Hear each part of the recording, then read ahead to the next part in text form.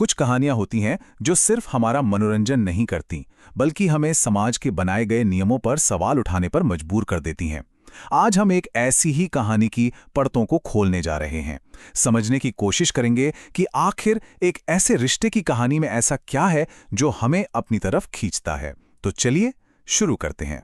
सोचिए, कहानी की शुरुआत ही इस एक लाइन से होती है।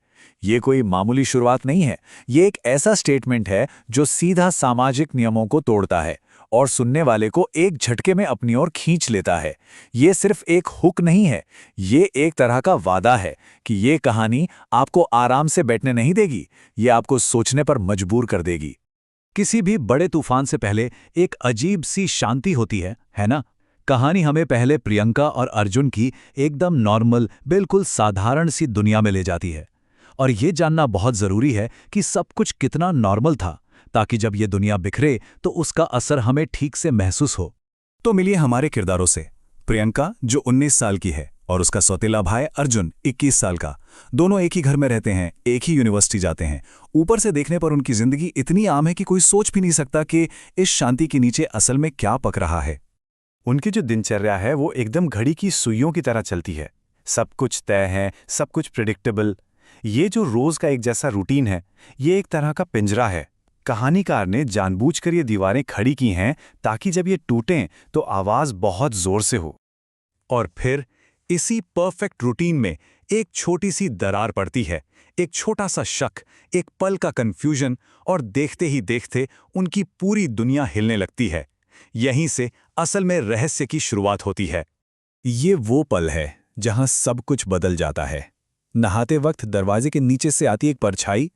अब ये सिर्फ एक परछाई हो सकती थी, लेकिन उस पल में ये उनके सबसे सुरक्षित माने जाने वाली जगह पर एक हमले जैसा था।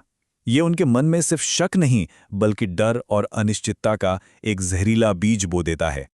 और पता है, यहां प्रियंका का किरदार बहुत दिलचस्प हो जाता है। वो डर कर चुप नहीं बैठती, नहीं, वो एक साइंटिस्ट की तरह काम करती है, एक प्लान बनाती है ताकि शक को सबूत में बदल सके। ये कदम ना सिर्फ कहानी में टेंशन बढ़ाता है, बल्कि ये भी दिखाता है कि वो विक्टिम बनकर नहीं रहेगी, वो इस खेल का कंट्रोल अपने हाथों में ले रही है। तो वीडियो भेजा जा चुका है, राज अब दोनों के बीच आ चुका है, गेंद अब अर्जुन के पाले में है। कहानी हमें एक ऐसे मोड़ पर लाकर खड़ा कर देती है जहां दिमाग में बस एक ही सवाल गूंजता है, अब आगे क्या होगा? क्या एक बड़ा झगड़ा होगा या कुछ और ही होने वाला है? और यहीं पर कहानी एक ऐसा यू टर्न लेती है जिसके बारे में किसी ने सोचा भी नहीं होगा। हम सब एक टकराव की उम्मीद कर रहे थे, एक झगड़े की, लेकिन जो होता है वो इस कहानी की दिशा को हमेशा हमेशा के लिए बदल देता है। पूरे एक दिन की भारी खामोशी टूटती है। अर्जुन उसके सामने आता है, लेकिन गुस्से या सफाई के साथ नहीं। उसका पहला और अकेला शब्द होता है सॉरी। बस ये एक शब्द आरोपों के पूरे पहाड़ को गिरा देता है और एक ऐसी बातचीत का दरवाजा खोलता है जिसका अंजाम कोई सोच भी नहीं सकता था। और फिर आता है प्रियंका का जवाब, जो किसी मास्टर स्ट्रोक से कम नहीं है। वो गुस्सा नहीं करती, बल्कि एक सच सामने रखती है, वैसे भी हम सगे भाई बहन तो नहीं हैं। इस एक लाइन से वो न सिर्फ अर्जुन को माफ कर देती है, बल्कि इस खेल के सारे नियम ही बदल देती है। पावर का जो बैलेंस है वो अब पूरी तरह से उसके हाथ में आ जाता है। ये है कहानी का सबसे बड़ा, सबसे शॉकिंग टर्न। प्रियंका सिर्फ माफ नहीं करती, वो एक कदम आगे बढ़कर एक प्रस्ताव रखती है। और ये सिर्फ एक प्रस्ताव नहीं है, ये पावर का एक बोल्ड प्रदर्शन है।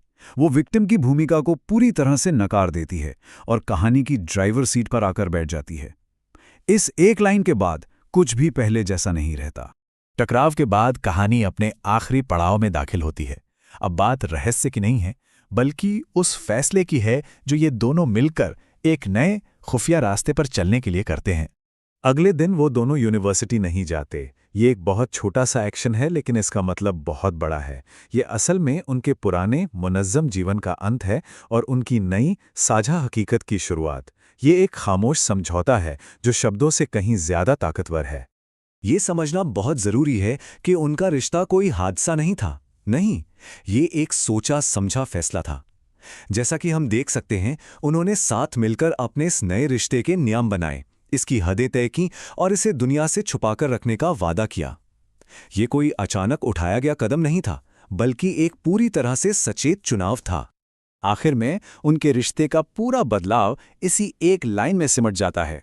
वो अब सिर्फ एक छत के नीचे रहने वाले सौतेले भाई बहन नहीं थे, वो एक गहरे छिपे हुए राज में पार्टनर बन चुके थे, जिसने उन्हें पहले से कहीं ज्यादा करीब ला दिया था। और अंत में कहानी हमें इसी एक बड़े सवाल के साथ अकेला छोड़ देती है। यह हमें सही और गलत के बीच की धुंधली सी जगह में लाकर खड़ा कर देती है और पूछती है, क्या कुछ भावनाएं उन सभी सीमाओं से परे होती हैं जिन्हें समाज ने बनाया है?